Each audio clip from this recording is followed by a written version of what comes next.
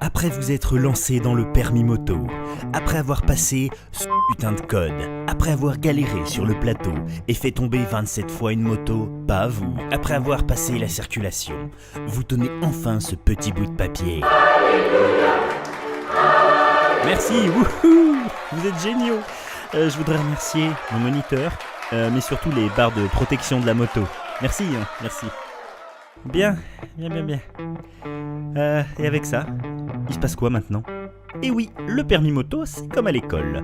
On bosse surtout pour un examen. C'est après que ça commence. Et c'est pas fini. Pépette, tu vas peut-être pas squatter toutes mes vidéos ? Je vais pas me laisser faire, hein. Bon, histoire de ne pas vous laisser galérer, voici le top 6 des épreuves qu'il n'y a pas au permis moto, mais que ce serait peut-être bien qu'on en parle.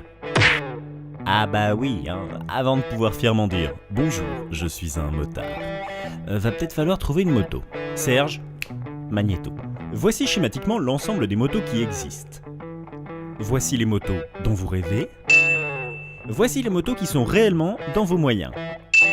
Ah, et pour finir, voici les motos que votre assureur acceptera de vous voir conduire si vous avez entre 18 et 25 ans et que c'est votre premier permis. L'avantage, c'est que les motos pour débutants, c'est comme dans un gangbang. Il y en a pour toutes les bourses. Je vais peut-être pas la mettre en t-shirt, hein, celle-là. Hein ?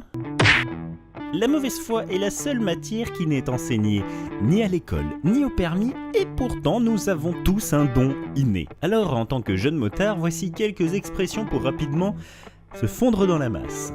Les scooters, c'est tous des cons. Mais faut pas généraliser sur les motards. Non. Les automobilistes, eux, par contre, c'est tous des cons. Mais faut pas généraliser sur les motards. Les piétons, mais c'est tous des... Non, mais j'en rajoute. Les motards ne sont pas tous de mauvaise foi. Par contre, les caisseux... Lors de vos futures balades, vous serez amené à essayer de communiquer avec les motards de votre groupe. Et ça ressemble souvent à ça. Faudra qu'on pense à s'arrêter parce que j'ai bientôt plus de temps et j'ai mal au cul.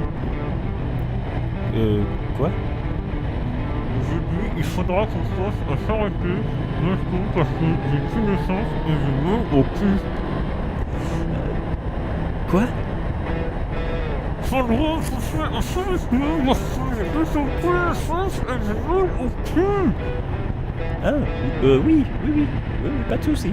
Même s'il existe quelques signes de base pour communiquer, oubliez les grandes conversations au feu rouge et dans le doute, hochez la tête. Un peu dans tous les sens, ça devrait marcher. Avant d'enfiler une combinaison, voici plusieurs choses à savoir. Elle s'enfile avant qu'il ne pleuve. Et généralement, la pluie s'arrête 5 minutes après avoir galéré à l'enfiler. Elle est étanche, c'est-à-dire que l'eau qui est rentrée dans la combinaison n'en sortira plus. Dernière chose, ne mettez rien d'important dans les poches de votre pantalon, car après avoir passé 5 à 10 minutes à l'enfiler, plus rien ne sera accessible sans vous déboîter l'épaule. Si l'autoroute n'est pas forcément très prisée des motards à cause d'une monotonie soporifique alliée à un aplatissage des pneus couramment appelé syndrome du pneu carré, il faut tout de même savoir en tant que jeune motard à quoi s'attendre. Étape 1. On prend le ticket. J'arrive au péage, j'évite les bornes interdites aux motos, je m'arrête, j'enlève mon gant, je sors le portefeuille, je prends le ticket. La barrière se lève, je fourre le ticket sans le plier dans le portefeuille, je remets mon gant, je vois que ça s'impatiente derrière, je panique, je mets mal mon gant et ne referme pas bien mon blouson, j'ai maintenant peur que la barrière se rebaisse, je mets mon gant et mon portefeuille sous le bras et je roule jusqu'au parking derrière le péage pour tout bien ranger et je repars. Je roule ensuite à 130 km/h avec mon roadster sans bulle.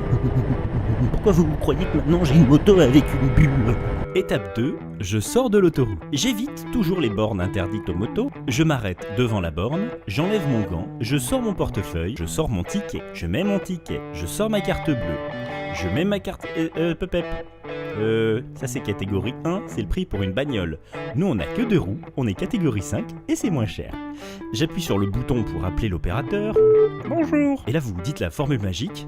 Bonjour, je suis un motard. Oui monsieur, je modifie la catégorie. Merci. Je mets la carte bleue, je récupère la carte bleue, la barrière se lève, je la range dans le portefeuille, je remets mon gant, j'ai encore peur que la barrière redescende, je fourre le tout dans le blouson et je retourne encore sur le parking derrière le péage pour ranger correctement mes affaires. Alors là, il va falloir être très attentif. Vous devrez être à l'écoute de ses besoins et y répondre le plus rapidement possible pour que la balade se déroule dans les meilleures conditions et pour qu'elle accepte d'en faire d'autres. Chérie, tu peux rouler moins vite. Chérie, on peut s'arrêter, j'ai mal au cul. Tu peux freiner moins fort.